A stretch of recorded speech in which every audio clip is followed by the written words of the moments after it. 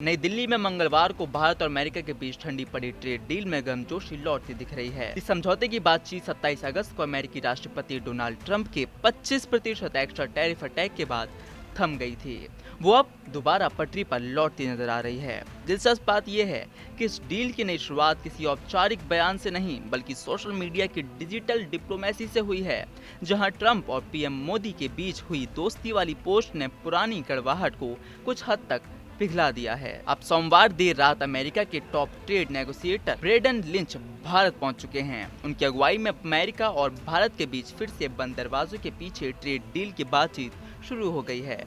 भारत की ओर से विशेष सचिव राजेश अग्रवाल इस वार्ता की अगुवाई कर रहे हैं। सूत्रों के मुताबिक आज की बैठक में केवल व्यापारिक मसलों पर फोकस होगा। भू राजनीतिक मुद्दे फिलहाल टेबल से बाहर रखे जाएंगे। भारत अमेरिका के बीच ट्रेड डील को लेकर 5 दौर की बातचीत पहले ही पूरी हो चुकी थी, लेकिन जैसे ही रूस से तेल खरीद पर अमेरिका को ऐतराज हुआ, ट्रंप ने भारत पर पहले से लगे 25% टैरिफ को सीधा डबल करके 50% कर दिया।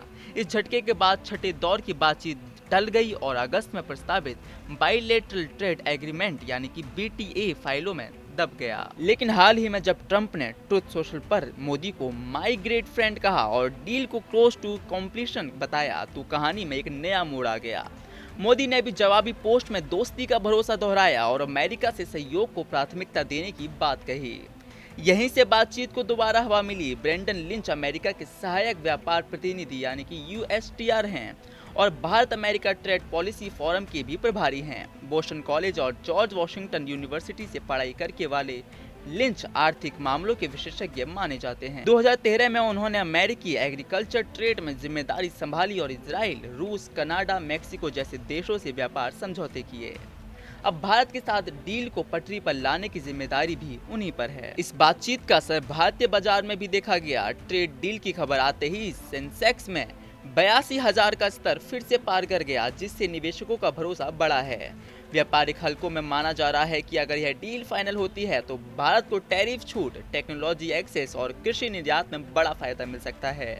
हालांकि सोशल मीडिया की गर्मजोशी और राजनयिक यात्राओं के बीच असली सवाल ये है कि क्या ट्रंप वाकई भारत को लेकर गंभीर हैं या ये सब महज चुनावी स्टंट है। अमेरिका में राष्ट्रपति चुनाव नजदीक है और ट्रंप अक्सर विदेश नीति को घरेलू राजनीति के लिए इस्तेमाल करते रहे हैं। वहीं भारत भी साफ कर चुका है कि उसे सम्मानजनक और संतुलित डील चाहिए, न कि किसी दबाव में लिया गया समझौता। अब सबकी निगाहें दिल्ली में चल रही हैं इन बैठकों पर। जी, अगर सब कुछ प्लान के मुताबिक चला तो जल्द ही भारत और अमेरिका के बीच वर्षों से अटकी डील को नई मंजूरी मिल सकती है।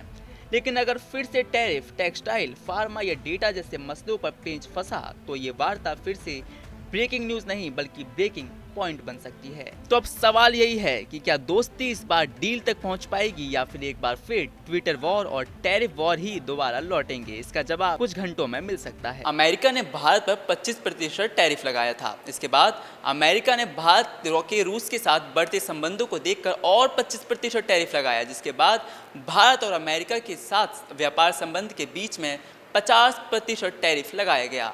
इसके बाद भारत और अमेरिका के ट्रेड संबंध खराब होते हुए दिखे। लेकिन अब अमेरिका के टॉप ट्रेड नेगोशिएटर भारत आते हैं और अब ये उम्मीद जताई जा रही है कि भारत और अमेरिका के बीच ट्रेड संबंध वापस से सुधर सकते हैं। कैमरामैन प्रिंस के साथ विवेक यादव, TV 100।